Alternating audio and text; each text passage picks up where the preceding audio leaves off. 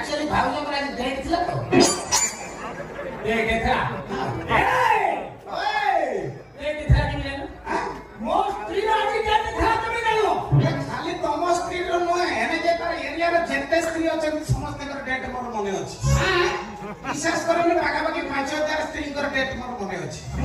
ହଁ ଖାତାରେ ଟିପିକି ରଖିଛି ଠିକ ଡେଟ୍ ଦିନ ଯାଇକି ପହଞ୍ଚିଯିବେ ସେ ମତେ ଦେବେ ମୁଁ କଲେକ୍ସନ କରି ନେଇକି ବ୍ୟାଙ୍କରେ ଡିପୋଜିଟ୍ କରିଦେବି ଏଇଟା କଣ ବ୍ୟାଙ୍କରେ ଡିପୋଜିଟ୍ ହବା ଜିନିଷ ନା କଣ ଏଇଟା ବ୍ୟାଙ୍କରେ ଡିପୋଜିଟ୍ ହୁଏ କଣ କିସଟା ହଉଛି ମୁଁ କିଛି ବୁଝିପାରୁନି କିସଟା ହଉଛି ମାନେ ମୁଁ ଜାଣିପାରୁନି କଣ ସେଇଟା କଣ ଆରେ ବ୍ୟାଙ୍କରେ ଡିପୋଜିଟ୍ ହବନି କେମିତି ତମ ସ୍ତ୍ରୀ ଯେମିତି ଆମଠୁ ଟଙ୍କା ନେଇକି ତାର ସ୍ୱାବଲମ୍ବୀ ହେଇକି ନିଜେ ବେପାର କରୁଛି ନିଜେ ବଣିଜ କରୁଛି ଘଇଦା ଉପରେ ଚଢୁଛି ସେରକମ ତମ ସ୍ତ୍ରୀ ପାଖରୁ କିଛି ଲୋକ ସୁଧକୁ ନେଇକି ତାଙ୍କର ସ୍ୱାବଲମ୍ବୀ ହେଲା ପରେ ଛତୁ ଚାଷ କଲା ପରେ ମକା ଚାଷ କଲା ପରେ ପାମ୍ପଡ଼ ବିକିଲା ପରେ ଘଇଦା ଉପରେ ଚଢୁଛୁ ଆମେ କେବଳ ଗ୍ରୁପ ବାଲା ଏତିକି କରୁଛୁ ସ୍ତ୍ରୀ ମାନଙ୍କୁ